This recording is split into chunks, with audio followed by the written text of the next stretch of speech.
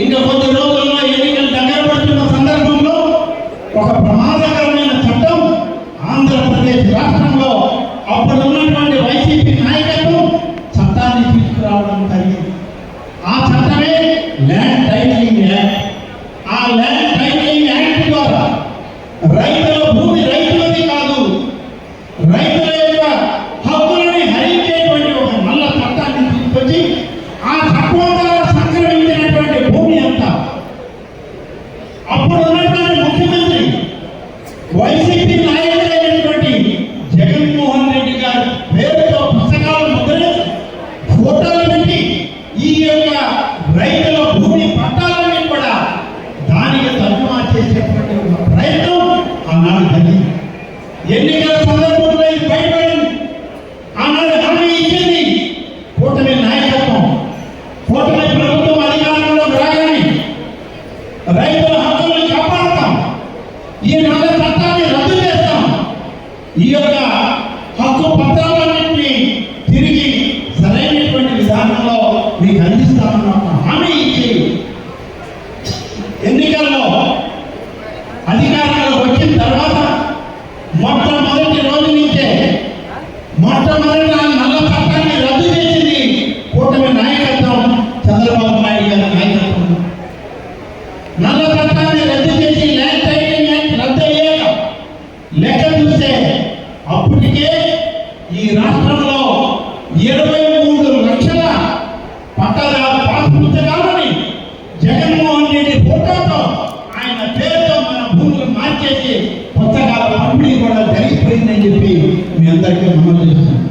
దాన్ని సరిచేసేటువంటి ప్రయత్నం ఇప్పటికీ ఒక సంవత్సరం రోజుల నుంచి జిల్లా కలెక్టర్లు, జాయింట్ కలెక్టర్లు ఎంతమంది పనిచేస్తూ ఉంటే రాష్ట్ర రెవెన్యూ అధికారులందరూ రెవెన్యూ మంత్రి గారి నాయకత్వంలో పనిచేస్తూ ఉంటే ఈరోజు ఆ భూముల యొక్క సర్వేలు తీసుకొని సరి చేయాలని ప్రయత్నం చేస్తే ఈ రాష్ట్రంలో రాజముద్రతో కూడుకున్నటువంటి హక్కు పత్రం రైతాంగానికి ఇవ్వడానికి దాదాపు 1 సంవత్సరం కాలం పడుతుందని చెప్పి నిర్ణయం తీసుకోవడం జరిగింది.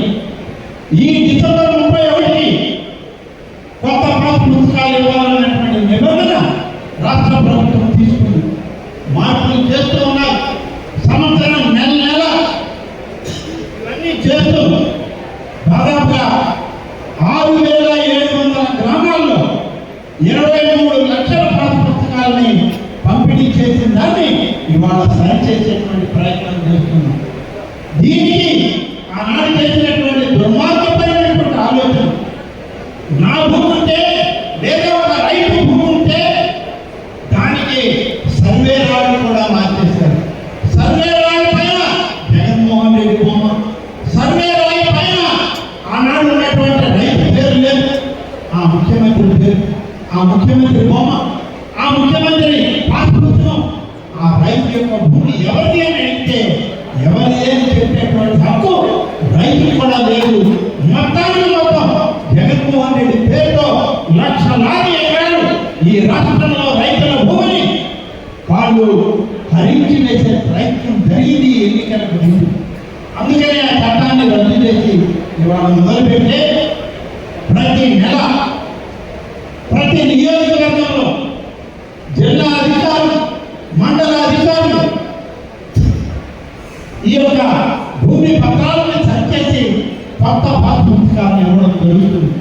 రాజముద్రతో కూడుకున్నటువంటి పాస్ పుస్తకం, QR కోడ్తో ఉన్నటువంటి సర్వే డిజైన్లు, అలాగే బ్లాక్ చైన్ సెక్యూరిటీ, ఇన్ని రకాలుగా ఇచ్చి ఒక దొంగ నోటుకి ఒక రిజర్వ్ బ్యాంక్ నోటుకి ఎంత తేడా ఉందో ఆనాడు జగన్మోహన్ రెడ్డి ఇచ్చిన పాస్ పుస్తకానికి ఇవాళ మనం ఇచ్చేటువంటి పాస్ పుస్తకానికి అంత వ్యత్యాసం చెప్పి అందమైన పెళ్లి, అద్భుతమైన షాపింగ్, శుభమస్తు షాపింగ్ మాల్.